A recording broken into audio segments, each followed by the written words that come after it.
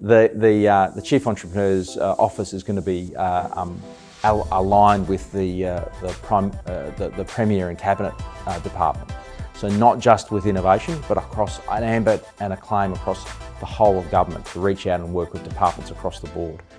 What's your take on Queensland Government's Advance Queensland initiative? Do you think this is an opportunity for the state to lead Australia into the innovation race across the world? Let's hear from a State Minister who has successfully led various departments of the Queensland Government during his term as the Innovation Minister of Queensland and continues to back groundbreaking technologies across Queensland on this episode of Tomorrow's Tech.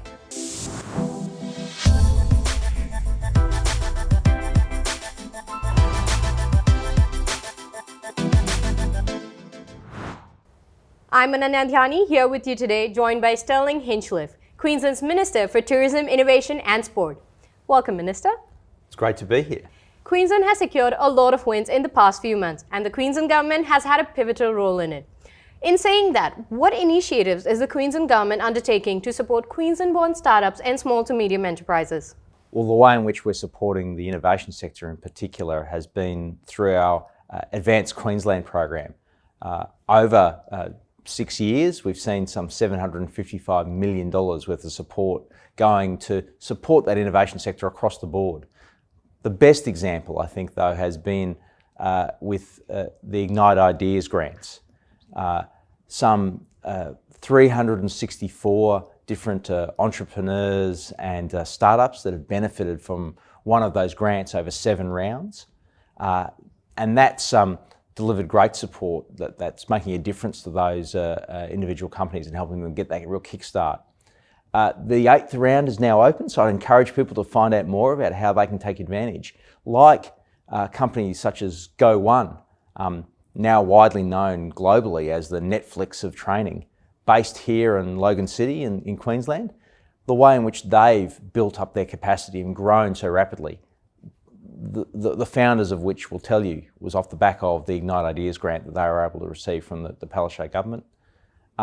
We've also seen companies like Audera, whose headphones technology, assisting people living with hearing loss, has seen them list in the ASX with a $25 million IPO. I think they're examples of startups and entrepreneurs that have taken a great opportunity off the back of the support that Advanced Queensland and the Queensland Government have provided. Well, that sounds great. I'm sure the Queenslanders have a lot to look forward to. Now, how will the newly appointed Chief Entrepreneur provide support to local startups and accelerate their growth and help them innovate sustainably?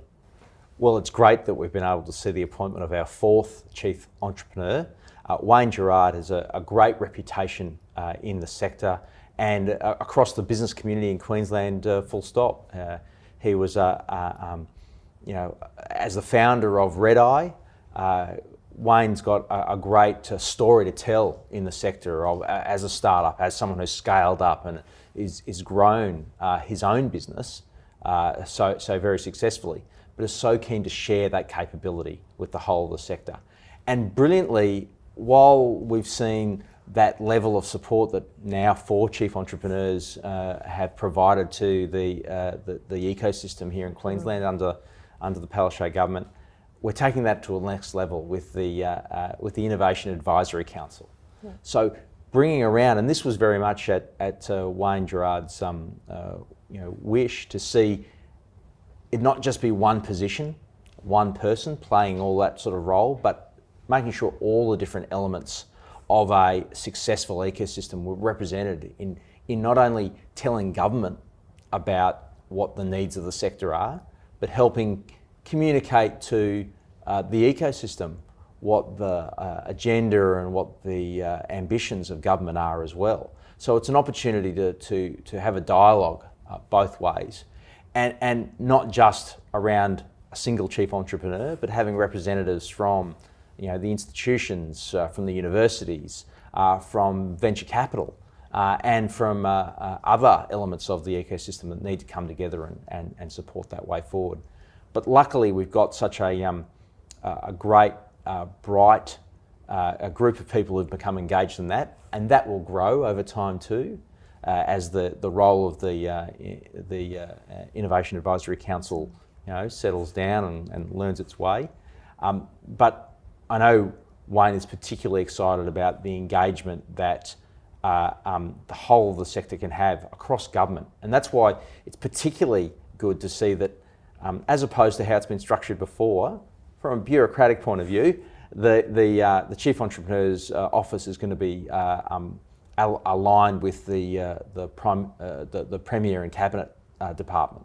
So not just with innovation, but across an ambit and a claim across the whole of government to reach out and work with departments across the board. And I was very keen to see that happen, because that makes sure that we see innovation built into everything we do right across the state. Well, we look forward to Wayne Gerard's success as Queensland's Chief Entrepreneur.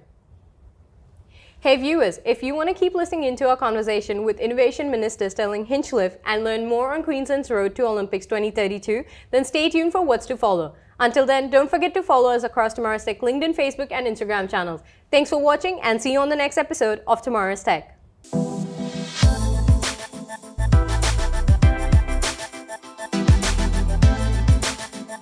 Tomorrow's Tech, presented by 3 Dot Digital.